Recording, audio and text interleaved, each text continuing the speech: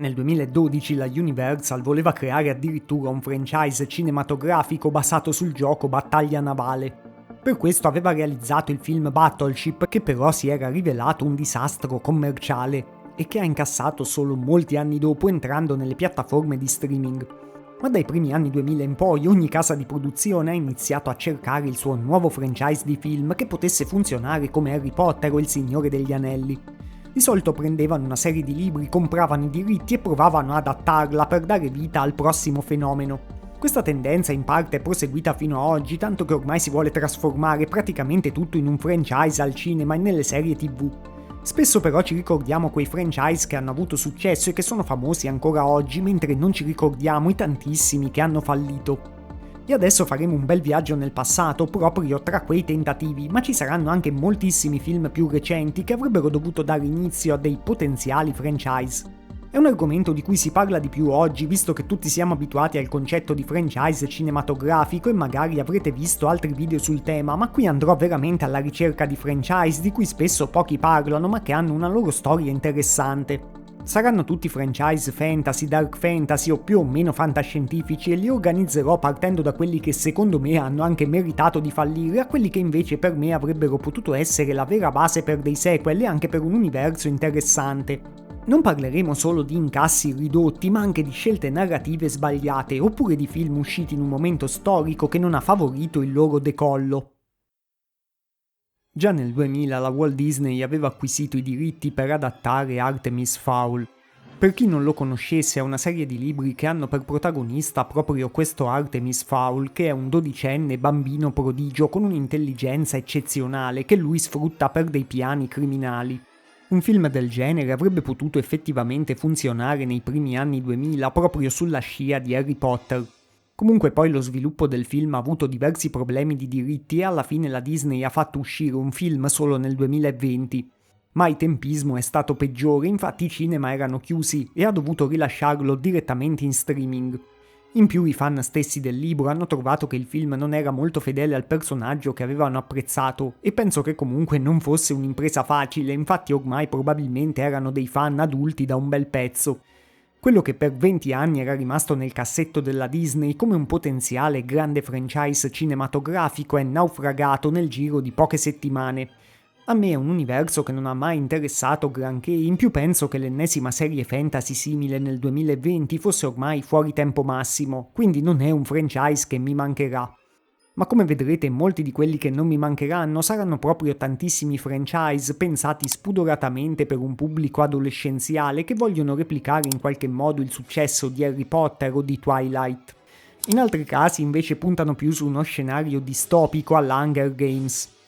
Avrebbe dovuto essere l'inizio di un franchise cinematografico anche il Risveglio delle Tenebre del 2007, che è stato considerato una specie sempre di Harry Potter di serie B, oppure L'apprendista stregone della Disney del 2010. È un film che magari qualcuno di voi si ricorda perché è basato sul più famoso segmento di fantasia con Topolino e le scope, e tutti e due a loro volta sono ispirati a una ballata dello scrittore tedesco Goethe.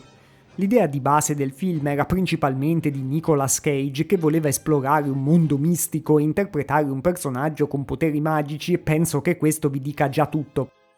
Non so come abbiano pensato di poter sviluppare un franchise dall'ennesima riproposizione della leggenda arturiana mischiata a un segmento di fantasia, infatti neanche il pubblico l'ha mai capito. Anche il Regno di Ga'Hoole, la leggenda dei Guardiani, che probabilmente in tanti conoscono solo come il film con i Gufi, avrebbe potuto essere l'inizio di un universo cinematografico. È diretto da Zack Snyder, che poi ha avuto il suo universo con i supereroi DC, ma non è stato un successo così grande da spingere a produrre un sequel. Comunque il poster boy di questo tipo di franchise falliti per un pubblico di adolescenti sicuramente è Eragon. È la storia di un ragazzo che trova un uovo di drago e deve affrontare il sovrano tirannico Galbatorix. Lui ha un mentore anziano e la sua storia segue praticamente passo passo la struttura classica del viaggio dell'eroe. Il film avrebbe dovuto essere solo il primo adattamento del ciclo dell'eredità dello scrittore Christopher Paolini. Secondo me non è un film eccezionale, però non è neanche un film così terribile che meriterebbe di essere famoso solo come fallimento fino a oggi. Anche lui probabilmente è uscito in un momento poco fortunato. Nel 2006 infatti era ancora fresca l'uscita del Signore degli Anelli, il primo film di Narnia era uscito l'anno prima e la saga di Harry Potter era ancora in corso. Eragon sembrava pure troppo derivativo e troppo simile a tante di queste opere. Non poteva confrontarsi con questi colossi e probabilmente il pubblico aveva già che guardare a sufficienza se era appassionato di fantasy. 20 anni dopo, quando ormai il viaggio dell'eroe tradizionale con la sua quest viene rappresentato pochissimo, può venir da dire che non guasterebbe qualche film come Eragon, certo magari con un po' di verve creativa in più. A volte vengono citati come franchise fallimentari anche la saga Queste oscure materie di Philip Pullman, oppure Shadowhunters e Avatar. In realtà, anche se hanno avuto dei film che sono andati male, poi sono stati riadattati in delle serie TV, che comunque non è che abbiano ottenuto chissà quale successo. Diciamo che i primi due hanno funzionato molto di più come libri e il terzo come serie animata. Invece molto spesso si evita di citare i film di animali fantastici. Sì, lo so che appartengono già al franchise di Harry Potter, quindi non sono propriamente un franchise fallito a sé stante, anche se sono stati un progetto completamente cancellato senza che i 5 film previsti siano mai stati portati a termine. Il fatto che Johnny Depp fosse stato sostituito per delle accuse che poi si sono rivelate completamente infondate è solo il minimo in una serie di film con trame sempre peggiori e che faceva dello spudorato fanservice il suo marchio di fabbrica. Veniamo adesso a dei film che almeno provavano a lanciare dei franchise un po' diversi con un loro carattere leggermente più unico. Il regista Luc Besson aveva pianificato addirittura una trilogia mastodontica che secondo lui avrebbe potuto competere con Star Wars e sarebbe dovuta iniziare con il film Valerian nella città dei 1000 pianeti del 2017. Questo film ha un'estetica fantascientifica che tanti hanno apprezzato, ma secondo me invece è orribile, sembra proprio l'estetica da fantascienza stock che trovate nei risultati delle immagini di Google o in quelle dei modelli generativi di oggi. Il cast di attrici che non sono veramente attrici come Rihanna e Cara Delevingne non deve aver aiutato un film che penso sia dimenticabilissimo e che è stato un flop al botteghino. Molto meglio era Ender's Game del 2013. Era sempre un film di fantascienza e era sempre incentrato su un ragazzino prodigio come altri film che abbiamo visto prima, però la trama aveva diverse rivelazioni verso un finale interessante. Aveva nel cast proprio un attore reso molto famoso anche da Star Wars, cioè Harrison Ford, e è un film abbastanza godibile. È basato su una serie di libri dello scrittore Orson Scott Card, che ha un universo molto complesso e era stato corteggiato per tanto tempo da Hollywood per adattare i suoi romanzi. Ma poi quando il film effettivamente è uscito non ha intercettato il pubblico e tutti i piani per un franchise sono stati cancellati. Pochi lo sanno, ma potenzialmente avrebbe dovuto essere l'inizio di una serie anche il film Inkheart, la leggenda di Cuori d'inchiostro con Brendan Fraser. È incentrato su delle persone che sono capaci di dare vita alle storie che leggono nei libri. È basato su una serie della scrittrice tedesca Cornelia Funke e infatti è molto più conosciuto in Germania che da noi, anche se il film è stato girato poi quasi completamente in Italia. La premessa della storia è anche interessante, ma il film è abbastanza noioso e infatti non ha ottenuto minimamente il successo sperato. Nello stesso anno, cioè il 2008, era uscito anche Jumper, Senza confini. È un film incentrato su un ragazzo che ha il potere di teletrasportarsi ovunque. All'inizio lo usa per fare delle rapine, ma poi entra in contatto con una misteriosa organizzazione chiamata i Paladini che prova a eliminare proprio quelli come lui che si chiamano Jumper. Il film era stato ampiamente promosso e aveva come attore protagonista Hayden Christensen, che da poco aveva recitato nei prequel di Star Wars. E in realtà non aveva avuto neanche dei cattivi incassi. Forse peggio ancora di Eragon ha accusato la sovrabbondanza di critiche che ancora ci si poteva permettere nel 2008 e che bersagliavano pure nello specifico Hayden Christensen come pessimo attore, probabilmente in modo eccessivo. E adesso veniamo anche a uno dei franchise per eccellenza che ha fallito solo al cinema, ovvero Dungeons and Dragons. Ovviamente come gioco di ruolo ha avuto un grandissimo successo, quindi è un fallimento proprio legato all'idea di trarne un franchise cinematografico. Il primo esperimento è stato un film del 2000 con Jeremy Irons che poi sarà anche in Eragon. Questo film aveva avuto tantissimi problemi produttivi e praticamente è un B-movie che non ha niente di Dungeons and Dragons, gli effetti speciali e i costumi sono spesso praticamente comici. Ma gli studios ci hanno riprovato pure di recente con L'onore dei ladri del 2023. Qui si è provata un po' la strada opposta, cioè c'è effettivamente una quest con degli eroi e ci sono tantissimi riferimenti al vero universo di Dungeons and Dragons. Il film comunque non è stato un grande successo commerciale e ha interrotto pure questa volta i piani per un franchise. Io l'ho trovato anche abbastanza ben fatto tecnicamente, però mi ricordo che c'era una tonnellata di ironia americana in stile Marvel e di battute fuori luogo che quando sono eccessive rovinano l'atmosfera di un fantasy.